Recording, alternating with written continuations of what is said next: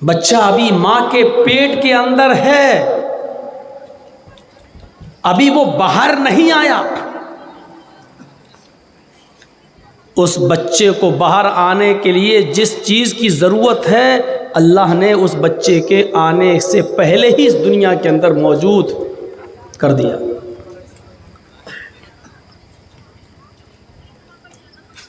माँ के पेट से बाहर अभी आया नहीं कि अल्लाह ने उसकी ग़िज़ा उसकी माँ के पिस्तान के अंदर भर दी, दूध की शक्ल में।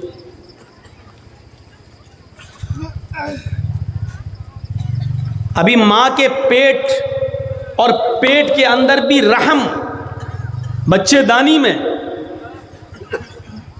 एक तरफ तो सूरज का अंधेरा, तीसरी तरफ माँ के पेट का अंधेरा, और तीसरी तरफ बच्चेदानी की झिल्ली के अंदर तीसरा अंधेरा। वो जब दुनिया में आया तो सबसे पहले ऑक्सीजन, हवा की ज़रूरत, हवा पहले से मौजूद।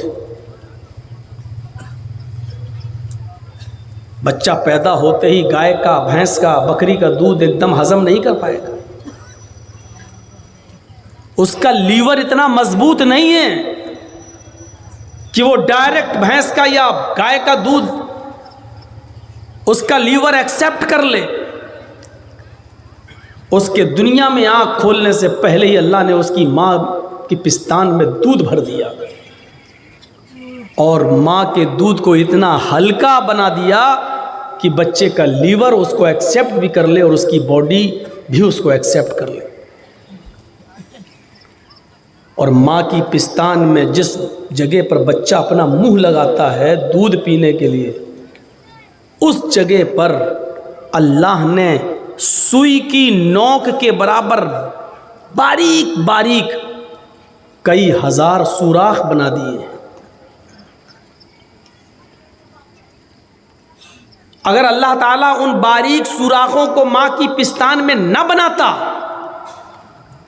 तो बच्चा जब मुंह में माँ की पिस्तान को लेकर दूध को चूसता और खींचता तो काफ़ी मिक़दार में दूध आ सकता था, और बच्चा जब उस दूध को पीता तो उसका लीवर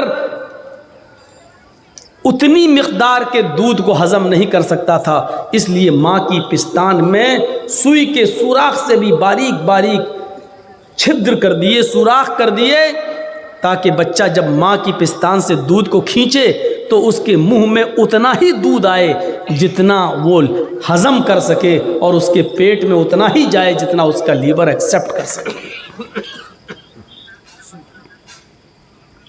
कभी हमने गौर किया है इस नेमत पर? फिर धीरे धीरे बड़ा होता जाता है, दूसरी चीज़ें भी खाता जाता है। अयहसबुल इंसानु अन युत्रका सुदा अलम यकुन नुत्फतम मिन मनी युमना थुम्मा काना अलक़तन फ़ख़लक़ फ़सव्वा फ़जअल मिन्हु ज़ौजैनि अज़्ज़करा वल उन्सा अलैसा ज़ालिका बिक़ादिरिन अला अन युह्यियल मौता। क्या तू ये समझता है कि मरने के बाद तुझे कब्र में गाड़ दिया जाएगा, लोग वापस चले आएंगे और तेरा कोई कुछ नहीं करेगा, तुझे ऐसे ही बेकार छोड़ दिया जाएगा? नहीं नहीं, अगर ऐसा हो जाए तो बहुत अच्छा है, लेकिन ऐसा होगा नहीं। अलम यकुन नुत्फतम मिन मनी युमना, क्या तो शुरू में एक हकीर पानी का कतरा न था? क्या तो शुरू में पानी की एक बूंद न था, नुत्फा न था, जो रहमे मादर तक पहुंचाया गया, स्त्री के रहम तक, औरत के रहम तक, उसकी बच्चेदानी तक पहुंचाया गया वो पानी का कतरा। फिर अल्लाह ताला ने उसी पानी के कतरे से एक बेहतरीन चीज को अंजाम दिया। कारीगरी देखिए, तुम्मा काना अलक़तन फ़ख़लक़ फ़सव्वा, जमा हुआ गोश्त बनाया,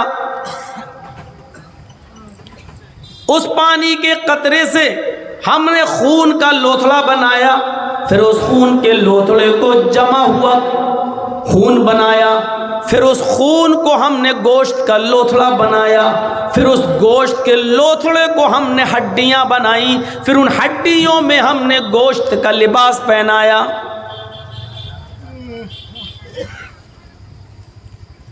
हमने हजारों तारों का तेरे दिमाग में कनेक्शन डाला। हम आज साइंटिस्ट लोगों की बनाई हुई टॉर्च इस्तेमाल करते हैं।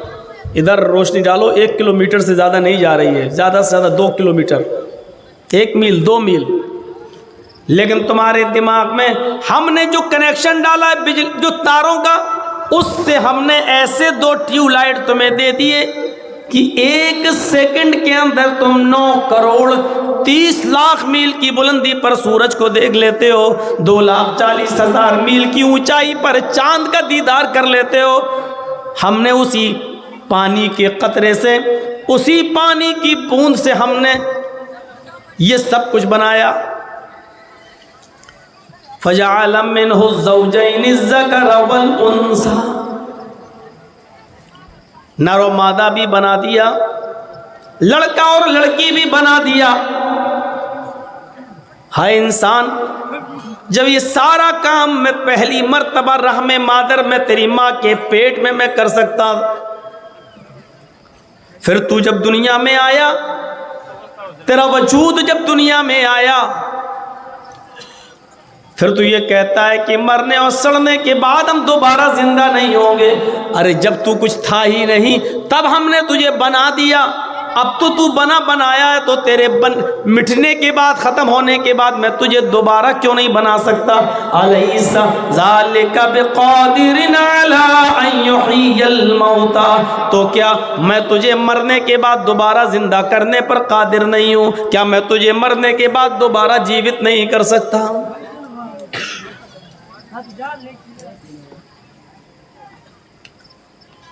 उसने कहा कि मुझे बांटने की कोशिश मत करना, मैं रब्बुल इंस नहीं हूं, मैं सिर्फ रब्बुल जिन नहीं हूं, मैं रब्बुल आलमीन हूं। मैं इंसानों को भी खिलाता हूं, मैं हैवानात को, जानवरों को भी खिलाता हूं। मैंने इंसानों को पैदा किया तो जिन्नातों को भी पैदा किया। मौलवी जर्जीस अपने घर में खुशी के मौके पर 10-20 लोगों को खाना खिलाएगा, अपने दोस्तों को बुलाकर खाना खिला देगा, कितनी बड़ी खुशी का मौका हो। लेकिन मैं अपने जानी दुश्मन को, जिसने मेरे ऊपर वार किया हो, जिसने मेरे ऊपर हमला किया हो, जिसने मेरे ऊपर पिस्टल चलाई हो, जिसने मेरे ऊपर चाकू से वार किया हो या जहर देकर मारने की कोशिश की हो, जो हमारा कट्टर दुश्मन हो, मौलवी जर्जीस उसको अपने घर में बुलाकर कभी खाना नहीं खिला सकता।